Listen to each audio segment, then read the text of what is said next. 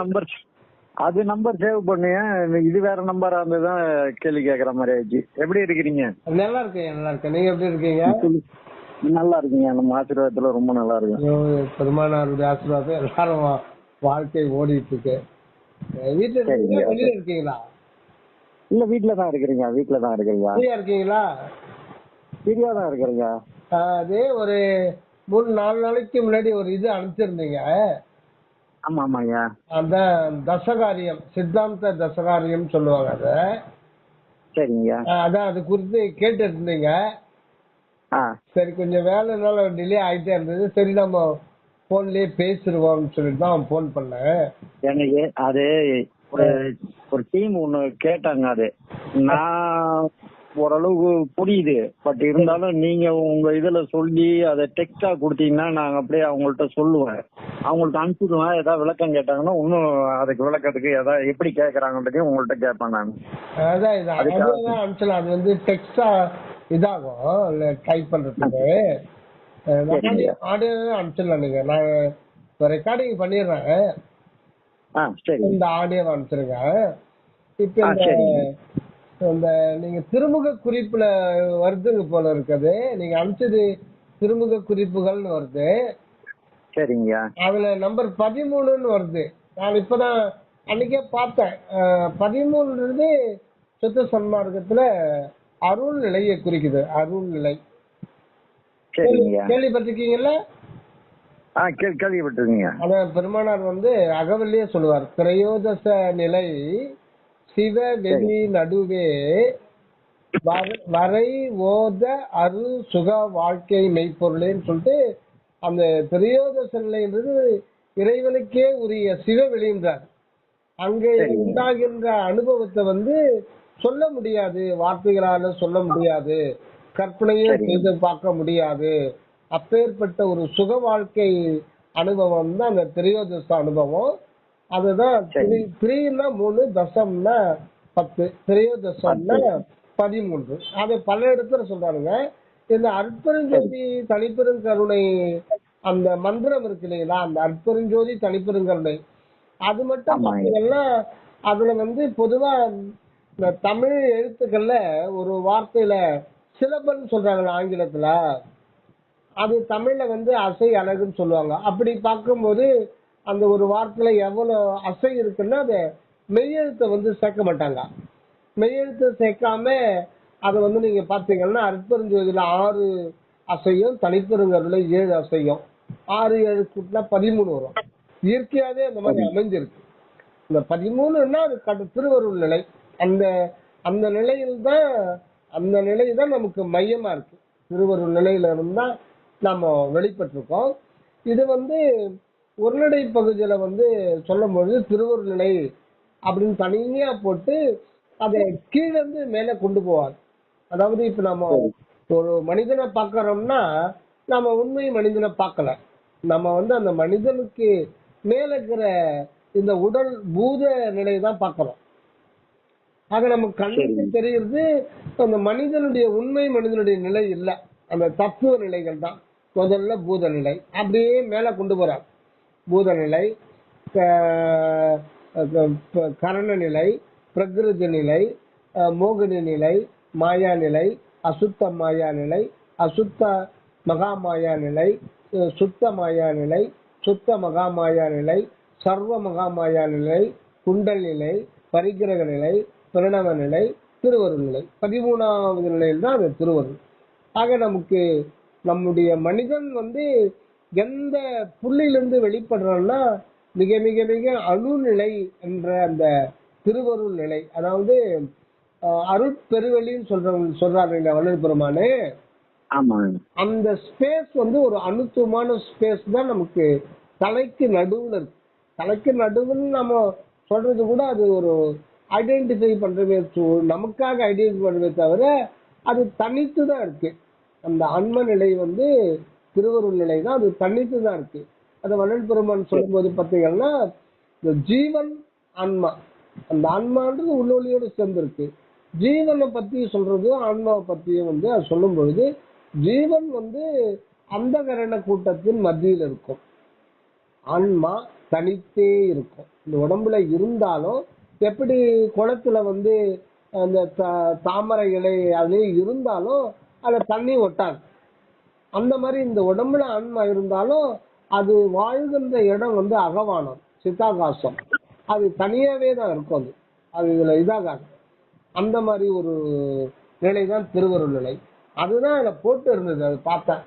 அது நல்ல ஒரு முக்கியமான ஒரு இது வந்து தசகாரியம். இது வந்து வேற எந்த ஒரு சமய மார்க்க யோக மார்க்கத்திலையும் சொல்லாத ஒரு மிக முக்கியமான ஒரு வந்து சித்தாந்தத்துல சைவ சித்தாந்த ஞானிகள் தான் சொல்லியிருக்காங்க இந்த தசகாரியம் சொல்லிட்டு. நீங்க ஏற்கனவே படிச்சிருக்கீங்க இல்லையா? அது படிச்சிருக்கேங்க. அதான் அது தத்துவ ரூபம், தத்துவ தரிசனம், 3 தத்துவ சுத்தி, 4 ஆன்ம ரூபம், 5 ஆத்ம தரிசனம், 6 ஆத்ம சுத்தி, 7 சிவ ரூபம், 8 சிவ தரிசனம், 9 சிவ யோகம், 10 சிவபோகம். இப்ப இத பத்தி நமக்கு பேசுறதுக்கு தகுதி இருக்கான்னா அணுவதை கூட நமக்கு தகுதி இல்லாத ஒரு சப்ஜெக்ட் இது. இது மிகப்பெரிய ஒரு இது வந்து இதை நாம ஜஸ்ட் லைக் தண்ணி எடுத்து பேசுறது அது ஒரு குற்றமுடைய ஒரு செயலாக தான் மாறிடும். இருந்தாலும் ஜஸ்ட் நம்ம தெரிஞ்சுக்கிறோம். இதை எதை வச்சு சுவாமி தெரிஞ்சுக்கிறோம்னா இந்த சுத்த சன்மார்க்கத்துடைய நிலையை பத்தி நமக்கு தெளிவா விளக்கம் கொடுக்கறது. வள்ளல் பெருமான் என்ன நிலையில இப்ப இருக்காரு, அவர் காட்டிய சுத்த சன்மார்க்கம்ன்றது உண்மையில என்னது அப்படின்னு நமக்கு சுவாமி சரவணந்தாயில நம்ம தெரிஞ்சுக்க முடியாதுங்க. அவ்வளோ இது வந்து தெளிவா அந்த நிலையில இருந்து அருள் நிலையில இருந்து சரவணந்த சாமி அவள் விளக்கம் கொடுக்குறாரு. இப்ப நம்ம ஷேர் பண்ணிக்கிற கருத்துக்கள் கூட அவருடைய நூல்கள்ல இருந்து தான் நம்ம எடுத்து படிச்சு நம்ம ஒரு உபாய ஞானமா தான் பண்றோம். ஆக மொத்தத்தில் இது வந்து அந்த பக்கம் இருக்கிற ஒரு பெரிய ரகசியத்தை நம்ம இந்த பக்கம் எதுவுமே தெரியாம பேசுறது அது வந்து தப்புல போய் முடிஞ்சிடும். இருந்தாலும் நீங்க கேட்டதுனால நம்ம ஒரு டிஸ்கஷன் தெரிஞ்சு வச்சுக்கிறது நல்லதுன்றதுக்காக நம்ம இது பண்றோம். இப்ப இந்த தசகாரியம் அப்படின்றது சித்தாந்தத்தில் தான் சொல்றது. அதனாலதான் வள்ளல் பெருமானும் சரி சரவண சுவாமியை வந்து சைவம் வந்து அகச்சமயம்ன்றார். அகச்சமயம்னா சுத்த சன்மார்க்கத்துல இதுதான் ஒரு கடகால் மாதிரி. எல்லாமே வந்து இப்போ வள்ளல் பெருமான் அற்புதஞ்சோதி அகவல் எழுதினார் இல்லைங்களா? ஹலோ சொல்லுங்க. அதுல நீங்க பாத்தீங்கன்னா இந்த கையெழுத்து பிரதியில பிள்ளையார் சுழி போட்டிருப்பாங்க.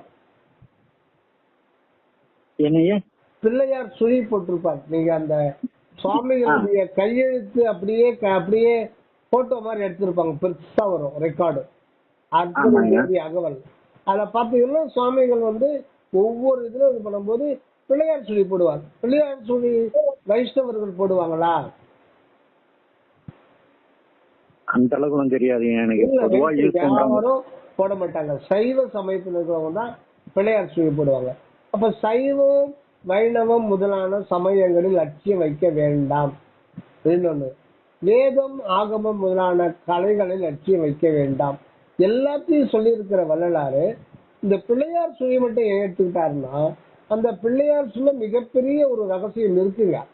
அதை நம்ம சைவத்துக்குன்னு எடுத்துக்க கூடாது. ஏன்னா ஆதியிலிருந்து தொடங்கும் போது அந்த பரிணாம வளர்ச்சி ஆன்மீக பரிணாம வளர்ச்சி சைவம் அந்த ஒரு இதுல இல்ல.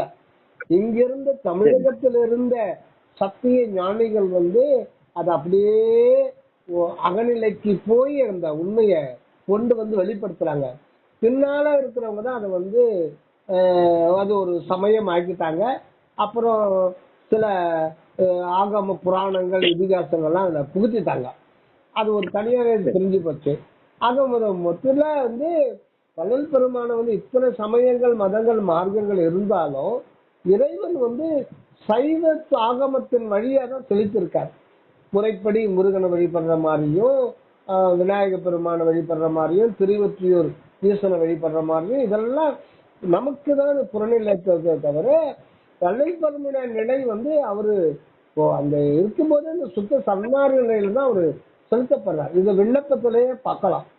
அதாவது அந்த வாலிப பருவம் தோன்றுவதற்கு முன்பே எனக்கு வந்து எல்லா இதுக்கும் பொதுவான ஒரு உண்மை கடவுள் ஒருவர் ஒரு உண்டு என்பதை எனக்கு வந்து அந்த சிறு பருவத்திலேயே உணர்த்தி அருளினேன்.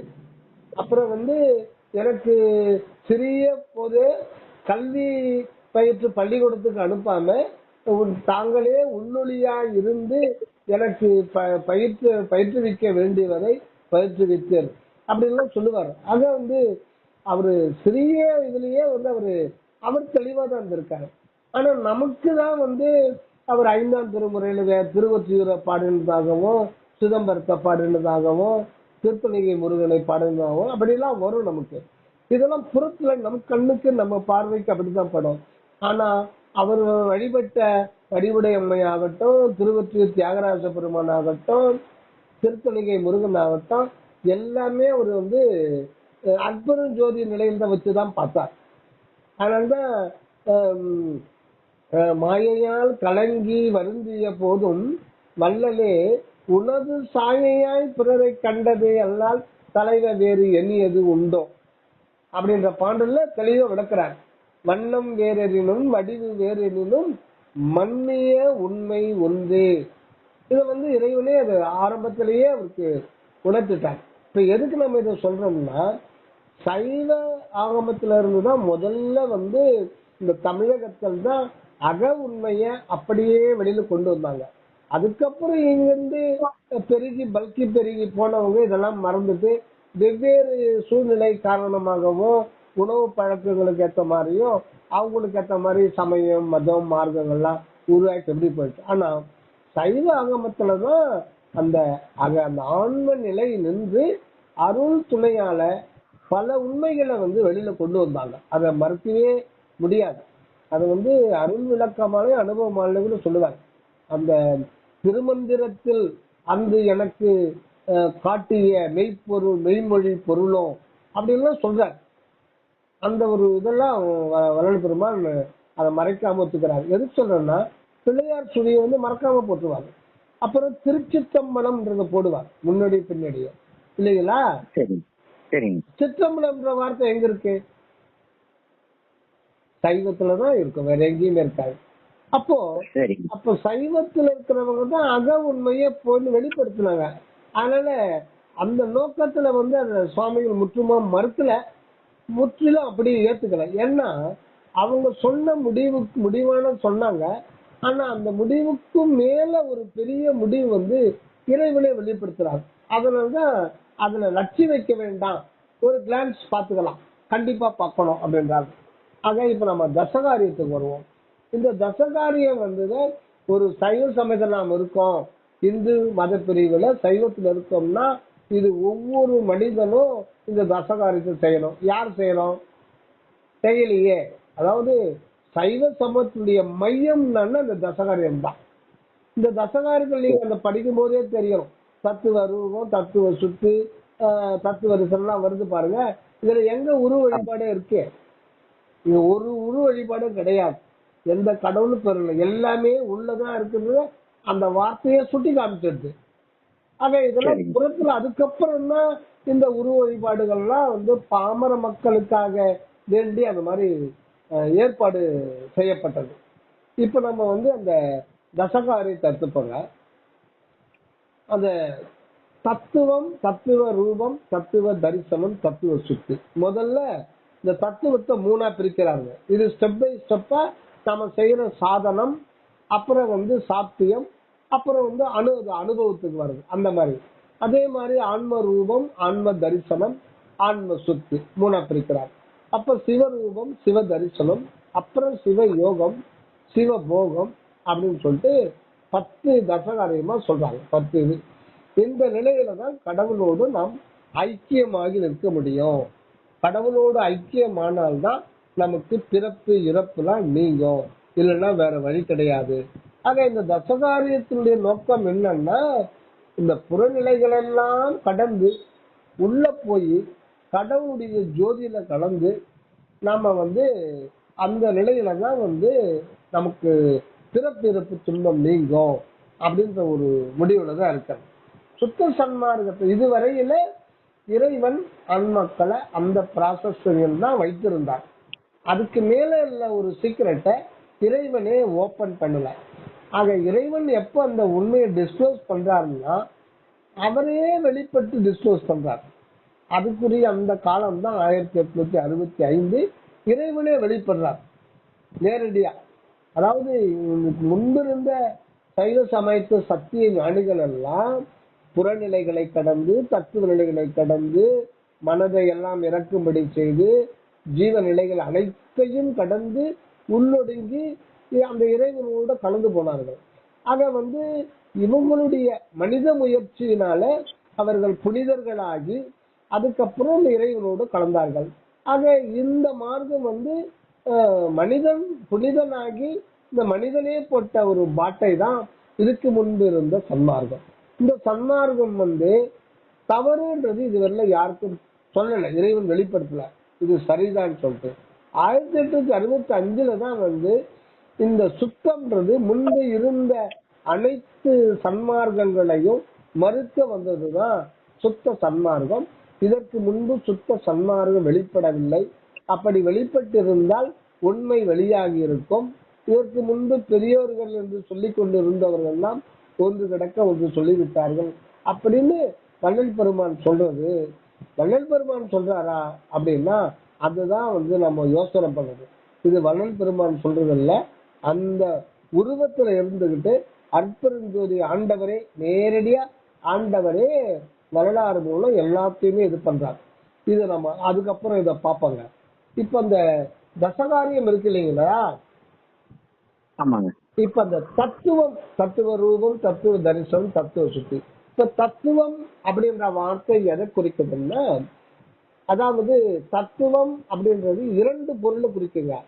தத்துவம்னா ஜடம். இப்ப உடம்பு இருக்கு இல்லைங்களா, இந்த உடம்புனாலே நாமும் நினைக்கிறோம். நம்ம ஒரு மனிதனை பார்த்தோம்னா உருவத்தை பார்த்து நான் பாலாஜியாவை நான் பார்த்துட்டேன், நீங்க கோசம்ல இப்பதான் பார்த்து நம்ம சொல்றோம். எதை பார்த்து? உருவத்தை பார்த்து சொல்றோம். அதுதான் கண்ணால் கண்டதும் போய் காதால் கேட்டதும் போய் தீர விசாரிப்பதே மெய். நம் கண்ணால் கண்டது பொறிபுறன்களால நாம் கண்ட காட்சி அனைத்துமே உண்மையை காட்டாது. அதை அப்படியே அச்சுதி செலுத்துவோம்.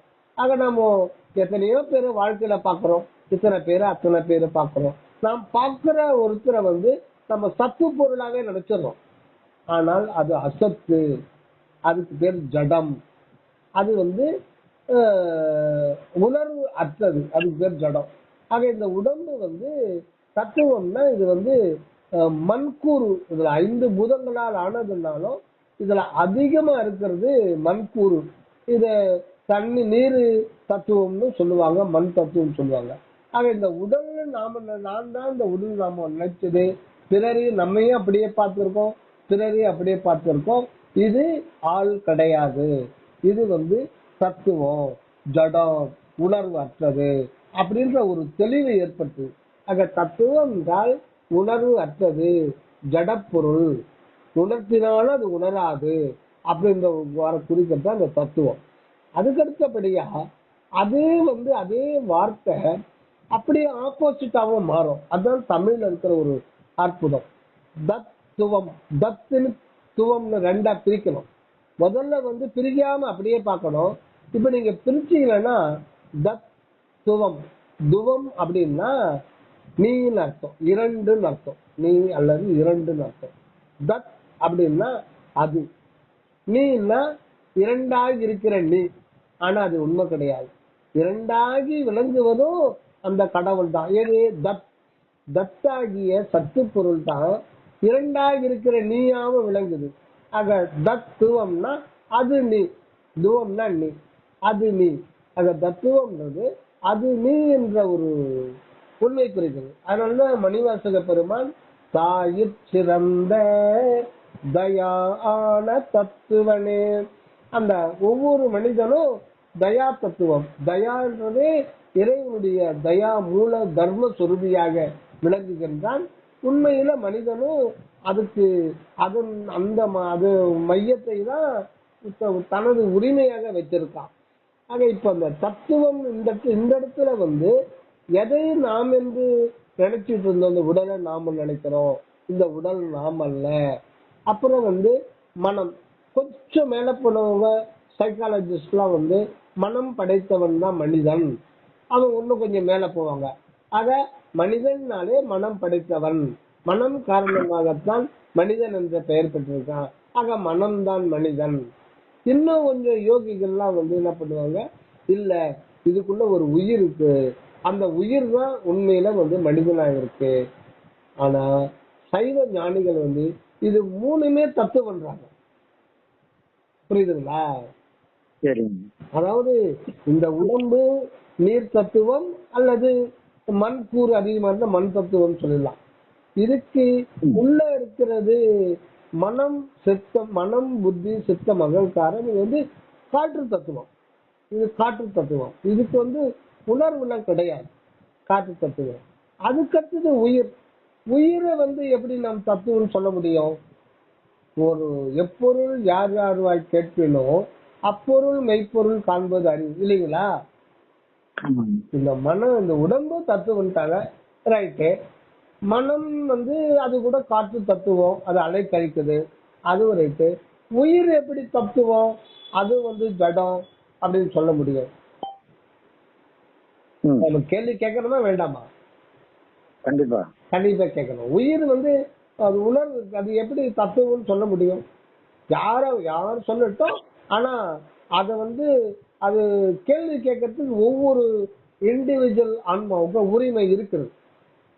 நம்ம அடிமுட்டாளா இருக்கலாம், கடையனுக்கும் கடையனா இருக்கலாம்.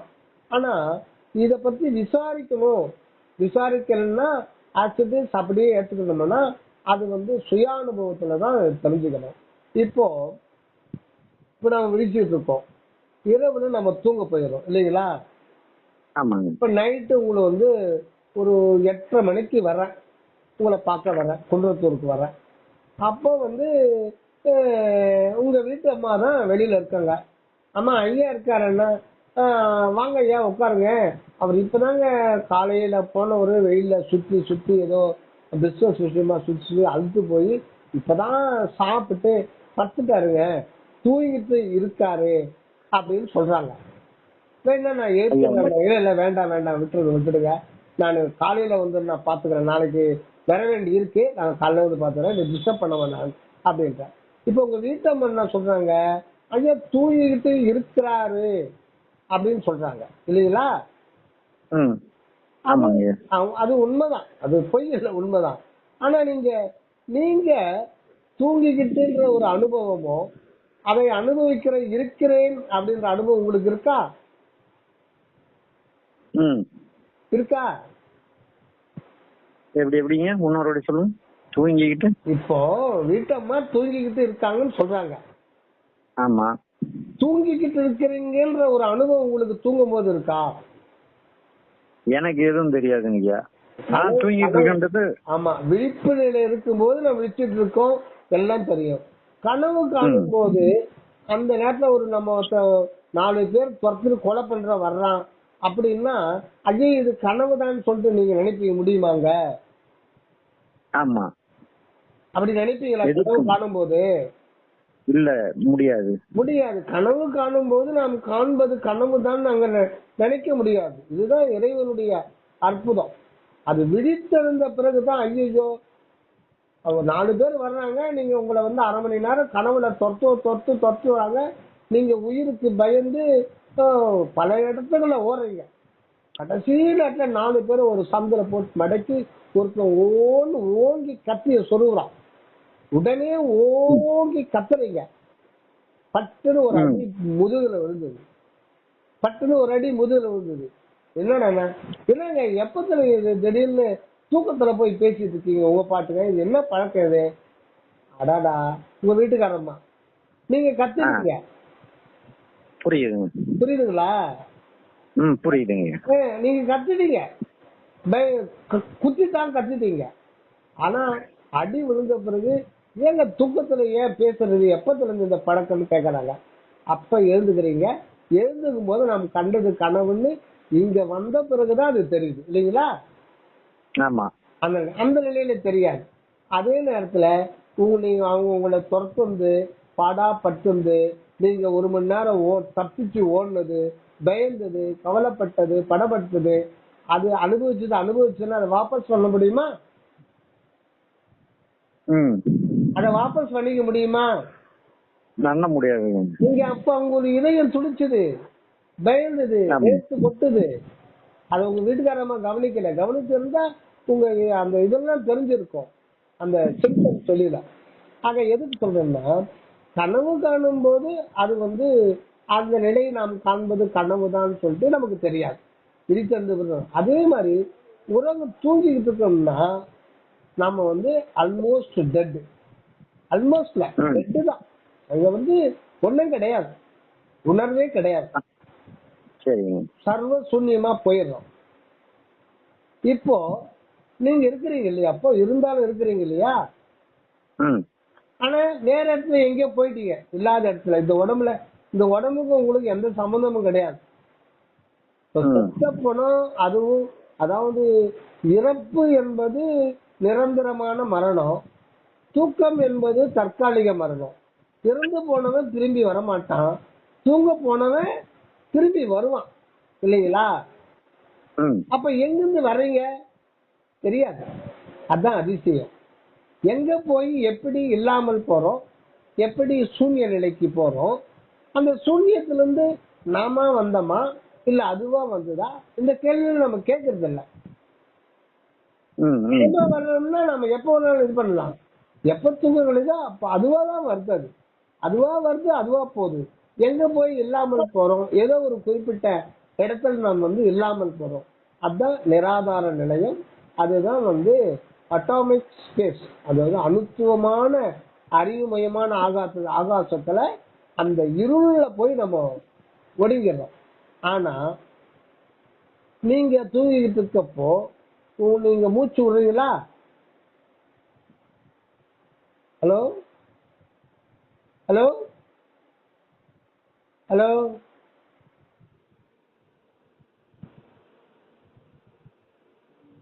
பண்ணி பண்ணிடலாம். அப்போ நீங்க இல்ல இல்லைன்ற உணர்வும் கிடையாது, அங்க ஒண்ணுமே கிடையாது.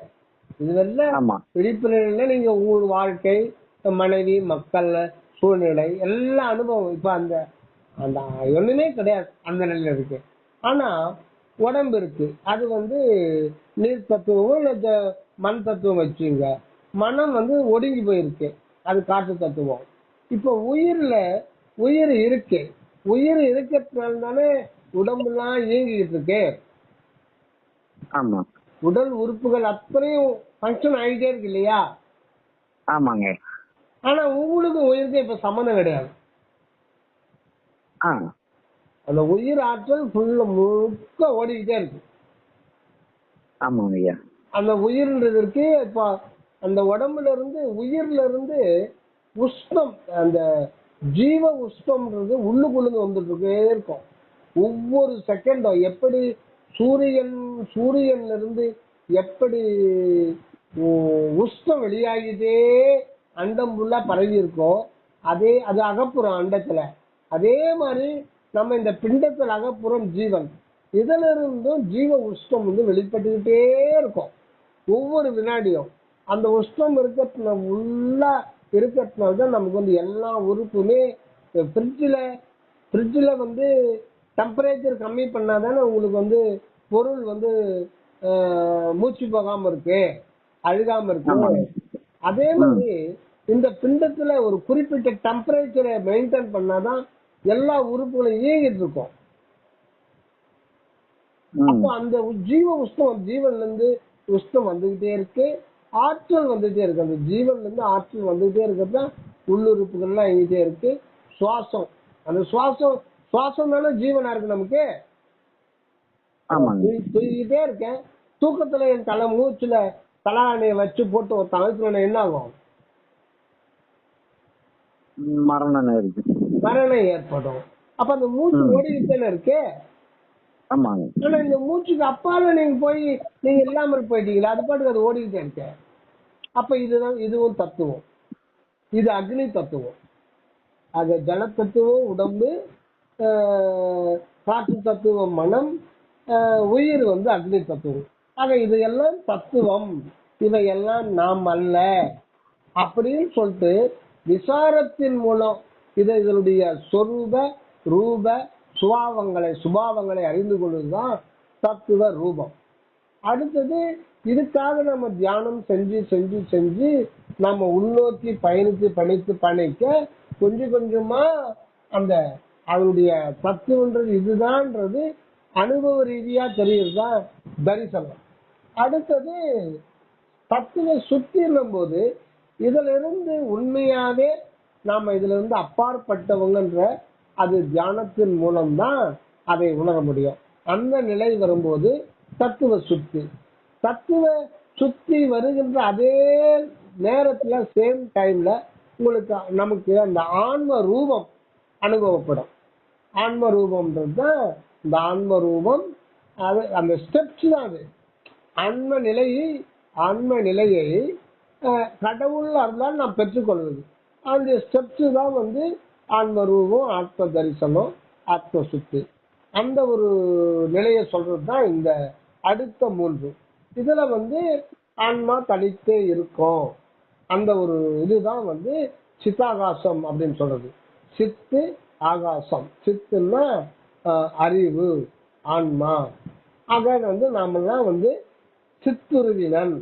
சித்துன்றது யாரு, அது எப்படி தனியா வந்தது அப்படின்னா சைவ சித்தாந்தத்துல அது பசு அது தன்னை உணராது. உணர்வு கடவுளே வந்தாதான் அது உணர முடியும். அது நிறைய போவது. அது நம்ம குழுவில் ஏற்கனவே ஐயா அப்பப்போ கொஞ்சம் இது அக்னாலேஜ் பண்ணீங்க. ஏன்னா கட்டாயிச்சா இல்லைன்னு சொல்லி நமக்கு தெரியாது. ஆமாமா. ஆக அடுத்தது தத்துவ நிலைகளை கடந்துட்டோம். இது பாத்தீங்கன்னா அட்டகத்துல வரும். தத்துவ நிலைகளை தனித்தனி கடந்தேன் தத்துவாதீத மேல்நிலையில் சித்தியல் முழுதும் தெரிந்தனம். இது கிட்டத்தட்ட இந்த தசகாரி இதுல வருது. தத்துவம் அனைத்தும் தனித்தனி கடந்தேன் அப்படின்னா இந்த உடம்பு நான் அல்ல, மனம் நான் அல்ல, ஜீவன் நான் அல்ல, ஆன்மாவே நான். ஆக தத்துவம் அனைத்தும் தனித்தனி கடந்தேன் தத்துவாதீதம். தத்துவத்துக்கு அதீதத்துல இருக்கிறது தான் ஆன்மா. இதெல்லாம் கடந்த நிலையில அது தனித்தே இருக்கிறதுனால தத்துவாதீதம். அதீத நிலையில இருக்கு. தத்துவங்களுக்கு மேல அப்பால அதீத நிலையில தத்துவாதீதம். தத்துவாதீத மேல்நிலையில் சித்தியல் முழுதும் தெரிந்தனம். சித்துன்னா ஆன்மாவுடைய இயல்பு, அதனுடைய ரூப சொரூப சுபாவங்கள்லாம் நமக்கு தெரிஞ்சுக்கிட்ட அந்த ஞானிகளுடைய அவன் கடந்து வந்த பாதையைத்தான் வள்ளல் பெருமான் கிட்டத்தட்ட அந்த தசகாரியத்தை தான் விளக்குறார். தத்துவாதீத மேல்நிலையில் சித்தியல் முழுதும் தெரிந்தனம். ஆக இந்த ஆன்மரூபம், ஆன்ம தரிசனம், ஆத்ம சுத்தி இதுவரையில பெருமான் அதை விளக்குறார். அப்புறம் தத்துவாதீத மேல்நிலையில் சித்தியல் முழுதும் தெரிந்தனம் அவை மேல் சிவநிலை தெரிந்திடச் சென்றேன். இப்ப வந்துருங்களா, அடுத்தபடி வருது பாருங்க. அடுத்தது சிவரூபம், சிவ தரிசனம், சிவயோகம், சிவயோகம். இதெல்லாம் அடுத்து தத்துவாதீத மேல்நிலையில் சித்தியல் முழுதும் தெரிந்தனம் அவை மேல் சிவநிலை தெரிந்திடச் சென்றேன். அதேதான் தசகாரியத்தை பத்தி தான் இதுல விளக்குறாங்க. ஒத்தன் நிலைக்கண் யாமும் எம்முணர்வும் ஒருங்குற கரைந்து போயினன் என்று அத்தகை உணர்ந்தோர் உரைத்துரைத்தேத்தும் அருட்பெருஞ்சோதி என்னரசே. ஆக இந்த தசகாரியத்தை முடிச்சு வெற்றிகரமா முடிச்சவங்களா கூட உன்னை ஏற்றிக்கிட்டு தான் இருக்காங்க. சிவமே தானாகி நின்றவர்கள் கூட உன்னை போற்றி கொண்டுதான் இருக்கிறாங்க. அப்படின்னா இந்த பாடல் கிட்டத்தட்ட அந்த ஒரு இதுதான் விளக்குறது. ஆக இந்த ஆன்மரூபம், ஆன்ம தரிசனம், ஆத்ம சொத்து என்பது என்னன்னா இந்த தத்துவாதிக்கு மேல இருக்கிற அறிவு நிலை. அந்த அறிவு என்கின்ற ஒன்றுதான் சித்தின் பேர். அறிவுனாலும் சித்துனாலும் ஆன்மானாலும் ஒரே ஒரு பொருள் தான். இப்ப இந்த ஆன்மான்றது யாரு? இறைவன். அதுதான் நம்ம இல்ல, இந்த இது ஆன்மா இறைவன் தான். ஆனா ஆன்மாவும் இறைவன் கிடையாது. இறைவனே ஆன்மாவாக ஆகியுள்ளார். ஆனால் அந்த ஆன்மாவே இறைவன் சொல்ல முடியாது. ஏன்னா அதுக்கு அதீதத்துல இருக்கிறது தான் சிவம், சுத்த சிவம். அதுக்குள்ளதான் இருக்கு. அதையும் பிரிக்க முடியாது. ஆன்மாவையும் அதுக்குள்ள இருக்கிற சிவத்தையும் ஒரு காலம் பிரிக்க முடியாது. இயற்கையிலே அது அத்துவிதமா தான் இருக்கும். ஏன்னா அந்த ஒன்னஸ் தான் டுவலிட்டி அனுபவத்துல விளைஞ்சுது. அனுபவம் என்பது இப்ப ஒரு ஒரு ஒரு மனுஷன் வந்து சம்சாரி ஆக முடியுமா? தனியாளு ஒரு ஆணோ பெண்ணோ சம்சாரி ஆக முடியுமா? இல்ல, முடியாது. இந்த உடம்பு, மனித உடம்ப வச்சுக்கிட்டு அவன் இன்பத்தை அனுபவிக்க முடியுமான்னா அனுபவிக்க முடியாது. ஒரு ஆண் பெண் திருமணம் பண்ணிக்கிறாதான் ஆணு பெண்ணிடத்தில் இன்பத்தை காண்கிறான், பெண்ணோ ஆணிடத்தில் இன்பம் காண்கிறான். அதாவது பெண்ணு என்ன நினைக்கிறா, அவகிட்ட தான் இன்பம் இருக்குன்னு சொல்லிட்டு ஏமாறுறா. இவன் நினைக்கிறான் அவகிட்ட தான் இன்பம் இருக்குன்னு. இதுதான் ஏமாற்றம்ன்றது. இந்த ஒரு நிலை. ஆக உடம்புன்றது ஒண்ணுதான். இது பிசிக்கல் பாடி. எந்த ஒரு அணுவிலையுமே ஆண் பெண் என்ற ஒரு அணு கிடையாது. அப்படி இருந்தா கிட்னி டிரான்ஸ்பிளான்டே பண்ண முடியாத. சரி. அப்போ வந்து இந்த உடம்புல எந்த ஒரு அணுல கூட ஆண் பெண் என்ற இதே கிடையாது. ஆனா புறத்தோற்றம், இந்த தோல் தான், இந்த பேக்கிங், டாப்ல இருக்கிற தோல் பேக்கேஜில் தான் வித்தியாசம். அதனாலதான் வள்ளல் பெருமான் ஆண் பெண் என்பது பொய் என்றார் ஒரே அடியா. சரி, அதை விட்டுருவோம். இப்போ அந்த ஒரு நிலையில அனுபவம்ன்றது தன்னை தானே அனுபவித்தான். இது ஏன் இறைவன் தன்னை தானே ஏன் அனுபவிக்கணும்னா, இந்த கான்செப்ட் என்னன்னா, இயற்கையில் இருக்கிறது என்னன்னா ஒரே பொருள் தான், அனாதி காலமா இருக்குது. அதுதான் அன்பு என்கின்ற வெளி. அகண்ட வெளி மட்டும் ஒரு பொருள் இயற்கையிலேயே அனாதியாகவே இருக்கிறது தான். நமக்கும் பிரச்சனை, உங்களுக்கும் பிரச்சனை, எல்லாம் அது பண்ற வேலைதான்.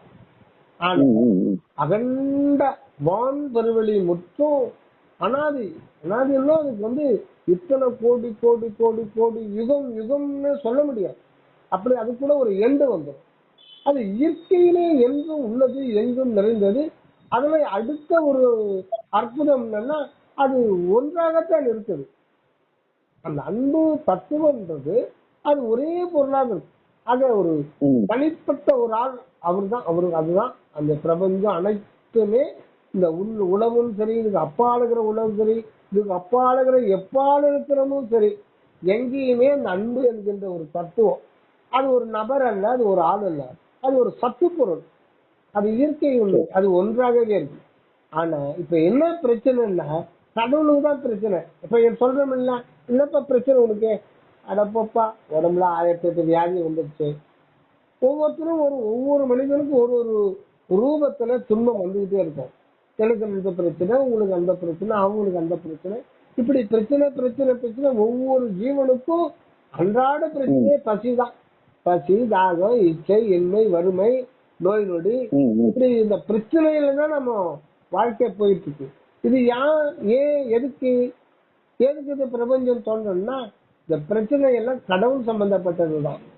ஏன்னா அந்த அகண்ட வெளியில அனாதி காலமா இருக்கிற ஆண்டவருக்கு, அந்த அன்பு தத்துவத்துக்கு அது இருக்கிறதுக்கு அது வந்து அனுபவத்துக்கு வரல.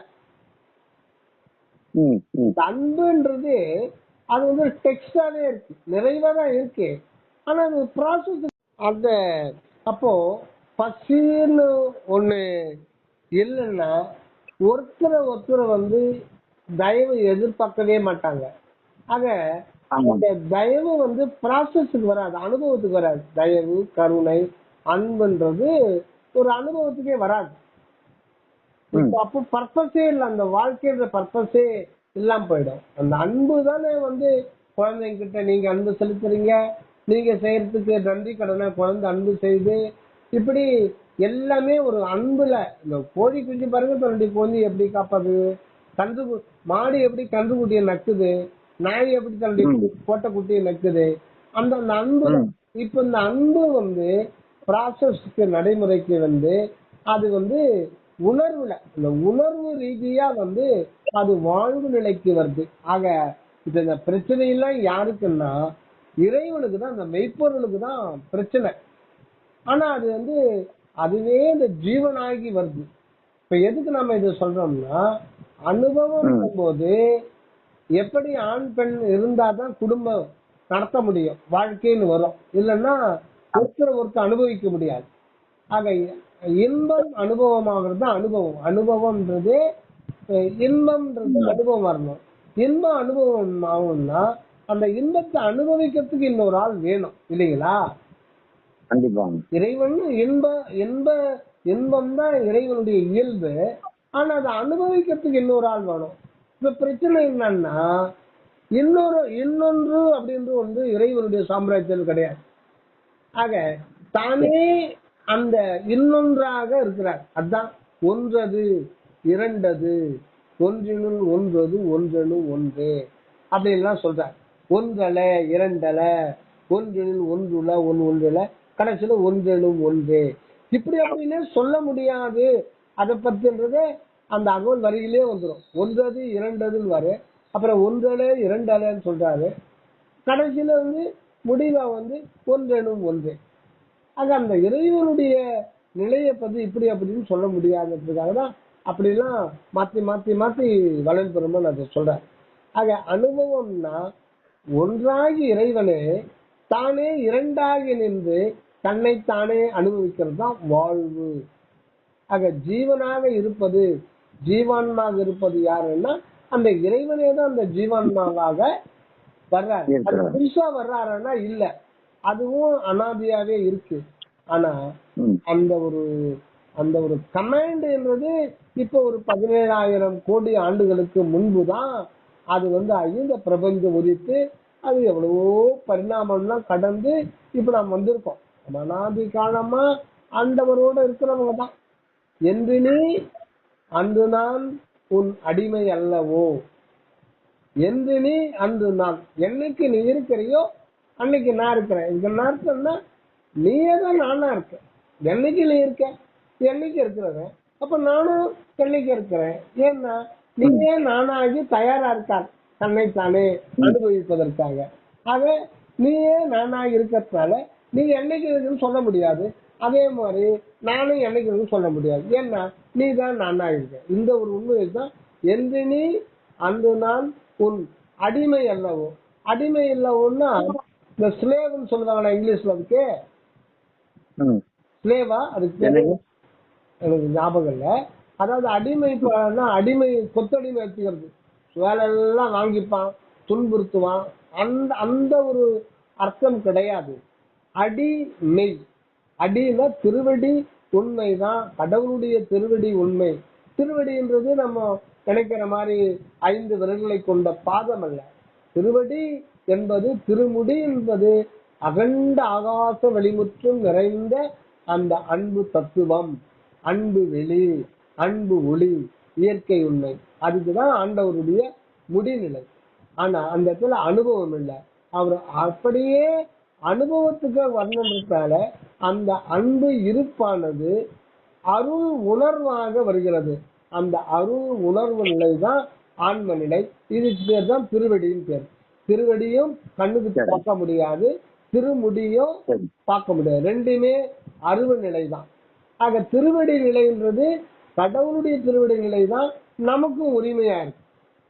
அதனாலதான் வள்ளல் பெருமான் பொது உணர்வு உணர்வும் போது அலால் பிரித்தே அது எனில் தோன்ற அற்புதம் பேர். ஆக இந்த சிற்றபைக்கு பொதுன்னு பேரு. பொதுன்னா அது கடவுள், அகண்டவில் இருக்கிற கடவுள் வந்து இந்த மனிதனாக வாழுகின்றதுக்கு அவர் ஒரு வைத்து உணர்வுல வர்றாரு. அந்த உணர்வு தான் அருள் உணர்வு. அந்த அருள் உணர்வை அறியாம இருக்க நம்ம எங்க நமக்கு நித்திய வாழ்வு பற்ற முடியும்னா அதே அருள் உணர்வு தான் நமக்கும் இருக்கு. ஆக இந்த பக்கத்திலிருந்து பார்க்கும் போது சரி, அந்த பக்கத்திலிருந்து பார்க்கும் போதும் சரி, அருள் உணர்வு என்பது பொதுவா இருக்கு. அது உள்ள ஏற்படுகின்ற ஒரு அனுபவம். இப்போ கிராமத்தெல்லாம் பண்ணீங்கன்னா அந்த காலத்தெல்லாம் வந்து 1.25 அடி 2.5 அடி வந்து சவுறு வைப்பாங்க. அப்பெல்லாம் மண் சவுறு தானே, அந்த பச்சை செங்கல் சேர்ந்தே வச்சிருவாங்க. மேல வந்து ஓடு போட்டுருவாங்க, சுட்ட ஓடு, ஓடு சுட்டு சூளை வச்சு சுட்டுறாங்க இல்லைங்களா, அதை போட்டுருவாங்க, சூப்பரா இருக்கும். இப்போ 2.25 அடிக்கு செவுரு எவ்வளவு இடத்தை ஆக்குபை பண்ணும்? ஒவ்வொரு வீட்டுக்காரனும் வைக்க முடியாது. அதனால கீழ் வீட்டுக்காரன் மேல் வீட்டுக்காரனுக்கு பொதுவா ஒரு செவுரு தான் இருக்கும். இவனுக்கும் உரிமை உண்டு, அவனுக்கு ஒரு பக்கத்துலயே அப்படிதான் இருக்கும் பொது. அதே மாதிரி நீங்க வரப்பு எடுத்துக்கிட்டீங்கன்னா சில இடத்துல வந்து அது பொதுவா இருக்கும் வரப்பு. இவனுக்கு பாதி அவனுக்கு பாதி, ரெண்டுக்கும் உரிமை. யாரும் வந்து தெந்துதான் உரிமை கொண்டாட முடியாது, இல்ல எதுல இருக்கிறத இது எந்துதான் உனக்கு இல்லைன்னு உரிமை கொண்டாட முடியாது. அதே மாதிரிதான் ஆன்ம நிலைன்றது கடவுளுக்கே ஆன அனுபவ வாழ்வு நிலையம். அதனால அது வந்து 2 பேருக்கும் பொது. கடவுள் வந்து எது என்னுடையதுன்னு சொல்ல முடியாது. மனிதன் வந்து இது கடவுளை இது உன்னுடையது நானும் இல்லைன்னு சும்மா இருந்துட முடியாது. நாம போய் அதை அடைஞ்சே தீரணும், அவரும் விடமாட்டார். அத வந்து அந்த அருள் உணர்வு நிலை தான் ஆன்ம நிலை. அந்த ஆன்ம நிலை தான் கடவுளுக்கு திருவடியா இருக்கு. அந்த கடவுளுடைய திருவடி தான் நமக்கு தலையா இருக்கு. நம்மளுடைய தலைனா நம்முடைய முதல் நிலை. அந்த காரண சரீரம் ஆன்ம சரீரம் நமக்கு தலையா இருக்கு. அந்த அகண்ட வெளியில் இருக்கிற ஆண்டவருடைய நிலை திருவடி நிலை. அவருக்கு கால் அப்படின்றதுதான் அது திருமுடி நிலை. அவருடைய திருவடின்றது அருள் உணர்வு நிலை.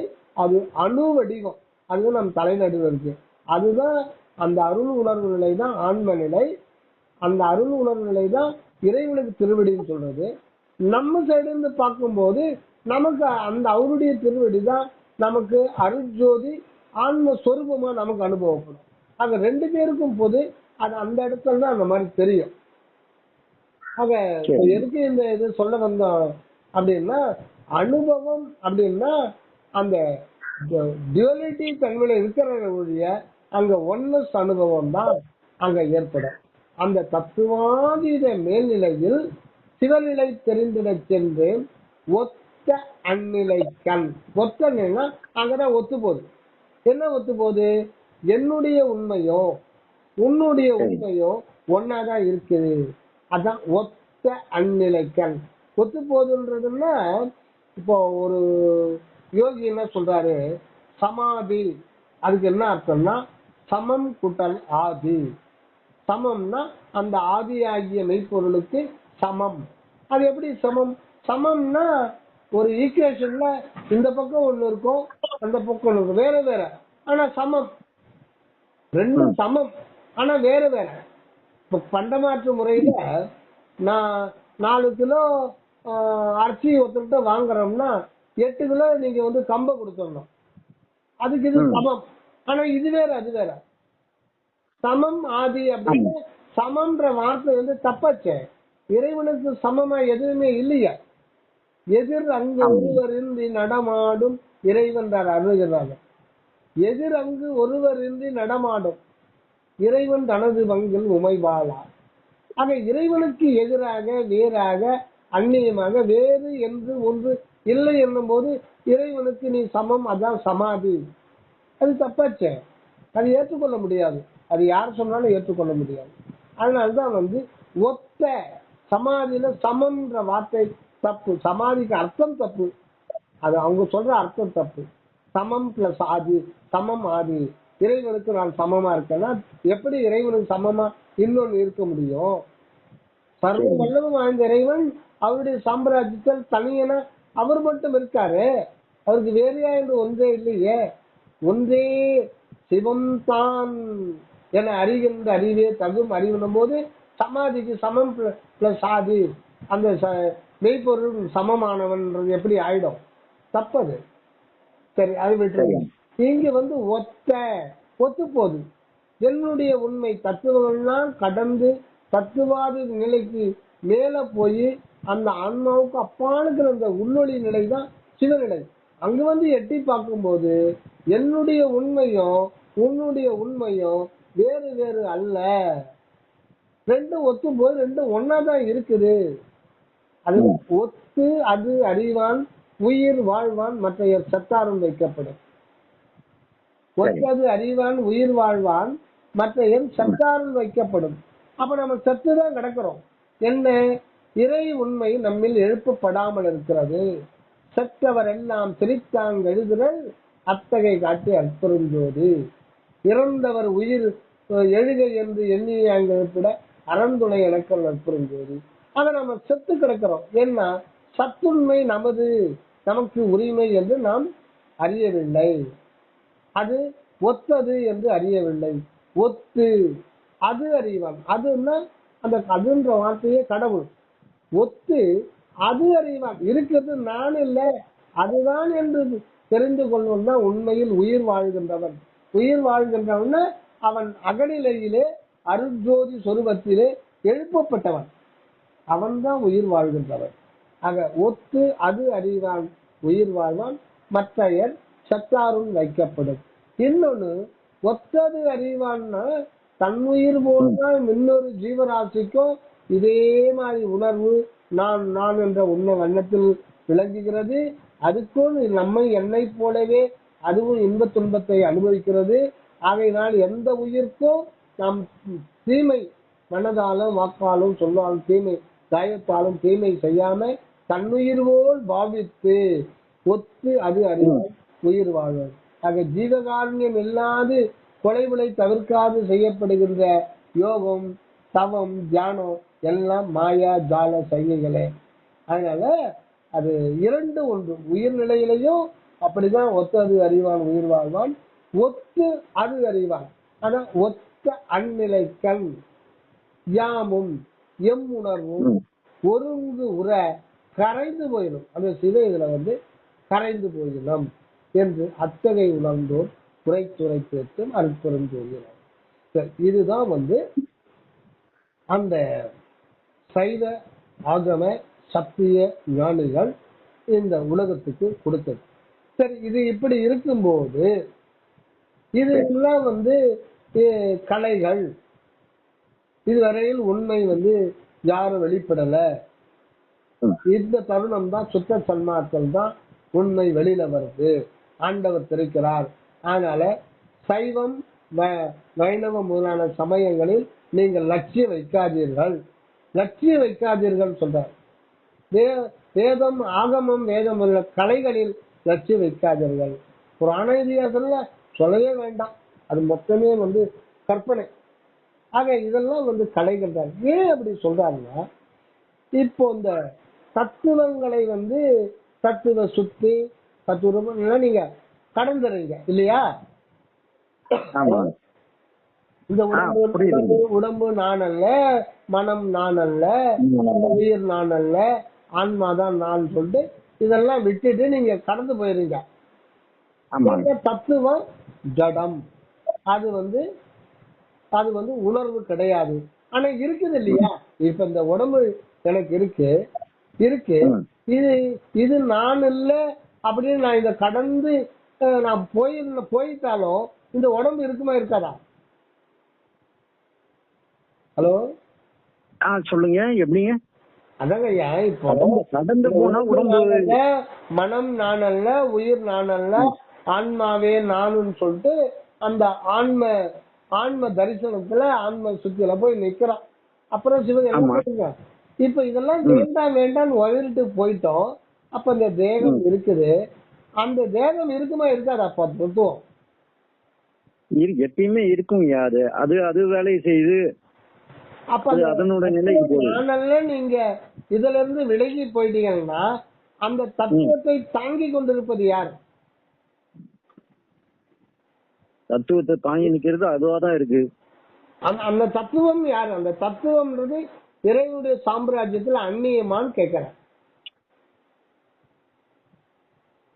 எனக்கு அந்நியமான்றது புரியாதுங்க. ஆனா அதனுடைய இது தத்துவம் தானே, அதுதானே நடக்குது. பாக்குற பிரபஞ்சம் இருக்கு இல்லைங்களா? இந்த பிரபஞ்சத்துல எதனா ஒரு பொருளை சுட்டி காட்டி அது கடவுளான்னு சொல்ல முடியுமா? சூரியனுக்கு சூரியன் கடை அற்புதஞ்சோதி ஆண்டவரா? ஆமா. சூரியன் அற்புதஞ்சோதி ஆண்டவரா? அதையும் கடந்து ஒண்ணு இருக்குங்க. அதுதானே நம்ம அற்புதஞ்சோதி ஆண்டவரா. 2 கோடி சூரியனை ஆக்கி அதை விளங்கும்படி செய்கின்ற அந்த ஆண்டவர் அதுக்கெல்லாம் வாழ்வு கொடுத்திருக்கா தவிர அது கடவுள் கிடையாது. அது கடவுள். நீங்க தியானம் தவம் இந்த மார்க்கமே தேவையில்லையே. காலையில எழுந்த உடனே சூரிய உதயத்தை பார்த்துக்கிட்டு வழிபட்டு போயிட்டே இருக்கலாமே. ஏன் நீங்க புத்தகம் படிக்கணும்? ஆமாங்க. ஆக ஒன்று நீ அல்லை. மணிவாசக பெருமான் சொல்றார், இந்த உலகத்துல இருக்க ஏதோ ஒரு பொருளை, எந்த பொருளாலும் சுட்டி காமிங்க. அது சூரியனா இருக்கட்டும், அதுதான் முதல்ல தோற்றுவையா இருக்கு பிரபஞ்சத்துக்கு. அது சூரியனை காட்டி அது சிவமா என்றால் கிடையாது. இல்ல. அதுக்கு அடுத்த வரி சொல்றாரு, ஒன்று நீ அல்லை அன்றி ஒன்று இல்லை. நீ அல்லாது அது ஒரு சூரியன் புதுசா உனக்கு அந்நியமா உன்னுடைய ஆணை இல்லாம வர முடியாது. ஏன்னா வெளியில நம்ம பார்க்கிற ஒரு தத்துவத்துக்கு அதுக்கு ரா மெட்டீரியல், அதுக்கு மூலப்பொருளும் அந்த சத்து தான் கொடுக்கணும். அந்த சத்து பொருள் அனைத்துக்கும் மூலமா இருக்கு. அது இல்லாம வேற எதுவும் ஆகிவிட முடியாது. அதனால ஒன்று நீ இல்லை அன்றி ஒன்றில்லை யாருனை அறிவு கேட்பாரு. நம்ம என்ன மேட்டர்னா, இந்த உடம்பு நான் அல்லன்னு சொல்லிட்டு ஒதுங்கிட்டீங்க, இதை விட்டுட்டீங்க, உதறி தள்ளிட்டீங்க. இந்த மனம் நான் அதை விட்டு விலகிட்டீங்க, மனம் செத்த நிலைக்கு வந்துருச்சு. இப்ப இந்த உடம்பு எடுத்துங்க, இது நான் அல்லன்னு சொல்லிட்டு நீ ஒதுங்கிட்டா அப்பவும் அது இருக்குமா இருக்காதா? அது இருக்கும். அது எப்போ பட் அது உணர்வு இல்லை. அப்ப அந்த தத்துவமாக விளங்கி கொண்டிருப்பது யாரு? யாரோ ஒருத்தர் விளங்கி கொண்டு இருக்கணும் இல்லையா? கண்டிப்பா. அந்த ஆண்டவர் விளங்கிட்டு இருக்காரு இல்லையா? ஆமா, அவர் தான் பண்ணிட்டு இருக்காரு. இங்கதான் பிரச்சனையே இருக்கு. முந்தைய மார்க்கத்துக்கும் சுத்த சன்மார்க்கம் என்ன பிரச்சனைன்னா, இதுல உள்ளதை உள்ளபடி உள்ளவனாய் நிறைந்த எது எப்படி இருக்கோ as it is, கடவுள் நிலை அறிந்து அம்மையமாதல். அதனால இந்த சுத்த சன்மார்க்கத்துல கடவுளை சென்று அடைதல், கடவுளோடு ஐக்கியமாதல், கடவுளோடு அத்துவிதப்பட்டு நிற்கல், இந்த வார்த்தையெல்லாம் எராஸ் பண்ணிடுறார் ஆண்டவர். ஏன்னா இயற்கையில ஒரு பொருள் தான் இருக்கு, அதுதான் யாவுமாய் விளங்குது. ஆக உள்ளிருந்து வெளிப்படுதல் தான் சுத்த சன்மார்க்கம். உள்ளிருந்துதான் இறைவன் வெளிப்பட்டு அனைத்துமாய் விரிந்து விரிந்து விரிந்து தன்னை விரித்து விளக்கி கொண்டிருக்கிறார். சுத்த சத்விசாரத்தினாலே நாம் உள்நிலையை தேர்ந்து கொண்டு ஓர்ந்து கொள்ளுகின்ற பொழுது நாம் இயற்கையிலேயே இறைவனோடு அத்துவிதமாகத்தான் இருக்கிறோம், இறைவனோடு இயற்கையிலேயே ஐக்கியப்பட்டுதான் இருக்கிறோம். ஏனால் இதுவரையில் நாம் இறைவனுக்கு வேறாய் இருந்து இனிமேலிக்கும் போய் இறைவனை அடைதல், இனிமேலிக்கும் போய் புதிதாக ஐக்கியப்படுதல்னா அந்த மெய்ப்பொருள் அனுமதிக்காது. இதுதான் உண்மை. அப்ப அனுபவிச்சது பொய்யான்னா அனுமதிக்கும், உள்ள வாங்கி விழுந்துரும். இப்ப சில கருந்துளைகள்லாம் பிரபஞ்சத்தில் இருக்குது, கண்டுபிடிக்கிறாங்க பிளாக் ஹோல். அது ஒரு பெரிய சூரியனு, பல ஆயிரக்கணக்கான சூரியனை உள்ள விழுங்கிட்டு அது வெப்பத்தனை அழிச்சிருந்தான். இன்னும் அதை பத்தி ரிசர்ச் பண்ணிக்கிட்டே இருக்காங்க. அந்த மாதிரி அந்த சிவஜோதி அந்த சிவஞானிகளை விழுங்கிட்டு அவங்களுக்கு அனுபவமே இல்லாம ஆஃப் பண்ணி எடுத்தான். அப்படி ஒரு நடக்க போதுன்றத அவங்களுக்கே தெரியாத நிலையில இருக்காங்க. ஏன்னா தத்துவங்கள் நாமல்ல அப்படின்றது ரைட்டு தான், ஆனா இந்த உடல் வாழ்வு வேண்டாம், இந்த உயிர் வாழ்க்கை வேண்டாம், இந்த பிறவி வேண்டாம் அப்படின்னு அப்படி நினைச்சது தப்பு. ஏன்னா பிறந்தது நான், இங்க அனுபவிக்கிற துன்பங்கள்லாம் என்னுடையது நினைச்சது முதல் தவறுன்றார். இதான் சொல்லி டீட்டெயிலா சொல்றார். மனிதன் தன்னை முதலில் கடவுளுக்கு தன்னை வேறானவன் என்று ஐடென்டிஃபை பண்ணதே தவறு. அடுத்த இரண்டாவது தவறு, இந்த தத்துவங்களை எல்லாம் விட்டு விட்டு உடல் வேண்டாம், மனதை இறக்கும்படி செய்திட வேண்டும், உலக வாழ்க்கை வேண்டாம், இந்த பிறப்பே தவறானது, இது வினையினால் வந்தது, ஆக இதையெல்லாம் கடந்து செல்ல வேண்டும் என்றால் இந்த தத்துவங்களை எல்லாம் உதறி தள்ளிட்டு இதையெல்லாம் வேண்டாம் என்று வெறுத்து நாம் உள் ஒடுங்கி விட வேண்டும். ஆக தன்னை கடவுளுக்கு வேறாக நினைத்தது முதல் தவறு. இரண்டாவது தவறு, இறைவனை சென்று அடைதல் வேண்டும் என்று எண்ணியதும் தவறு. ஆக இதுக்கு முன்னாடி அந்த அளவுக்குத்தான் இறைவன் மார்க்கத்தை உலகத்துக்கு ஏற்படுத்தி இருந்துதான். அது ஆன்மீகத்துல அக உலகில அது தேவைப்பட்டது. ஆனா இப்பொழுது இது அதெல்லாம் முடிஞ்சு அந்த முடிவுக்கும் மேலான ஒரு முடிவு சுத்த சன்மார்க்கம் உள்ளிருந்து வெளியில வரும். ஏன்னா இறைவன் அப்படிதான் வந்துட்டு இருக்கான். இறைவன் உள்ளிருந்து தான் அணுகப்பட்டு வெளில வர்றான். அது இறை உண்மை அப்படிதான் இருக்கு. அதனால நாம புறநிலையில இருந்து அகநோக்கி சென்று அடைகின்ற பொழுது அதுவரையில் அந்த தேக அந்தியம் வரையிலே அந்த அவர்கள் அனுபவித்த அந்த பேரிந்த என்கின்ற அந்த சிவானுபூதி அது இந்த துண்டிக்கப்பட்ட போது உடல் மனம் உயிர் இதன் தொடர்பு துண்டிக்கப்பட்ட போது அங்கு வாழ்வும் சூன்யமாகி விடுகிறது. இதுதான் சுத்த சன்மார்க்கம். இந்த உண்மையை இறைவனே மறைத்து விட்டு இருந்தார். அப்பதான் நல்லா இருக்குதா அவங்க எல்லாம் என்ன நிலையில இருக்காங்க அப்படின்னு சொல்லிட்டு ஆண்மொழில கொண்டு போய் பார்த்தா எல்லா ஞானிகளும் அங்க அனுபவம் இல்லாம திருவடியில ஒடுங்கி இருக்காங்க. ஆனா திருப்பி அவங்க வருவாங்க. வருகின்ற பொழுது அவங்க ஒரு 15 வயசுலயே அவங்க திருதேசத்துல அடைஞ்சிருவாங்க. அதுல எந்த சந்தேகமும் இல்லை. 10 வயசுல கூட அவங்க அடைஞ்சிடலாம். ஏன்னா அவங்க ஞான பூர்ணம் ஆயிட்டாங்க. ஆனா அனகம்ன்ற ஒரு இதை அவங்க தடை பண்ணிட்டாங்க. அது இறைவனே அப்படிதான் வச்சுட்டு இருந்தார். ஏன்னா அதுக்குரிய பரிணாம வளர்ச்சி, பக்குவம், அருள் பக்குவம் அக ஆன்ம உலகிலே அது விளைவதற்கு 1865 தான் அது முதல்ல ஒரு ஆன்மாவுக்கு அதை கொடுக்குறார். அப்பதான் இறைவனே வர்றார் உள்ள இருந்து. அதனாலதான் வள்ளல் பெருமான் பேருபதேசரை சொல்லுகின்ற பொழுது அந்த வார்த்தைகளை முக்கியமா கவனிக்கணும்.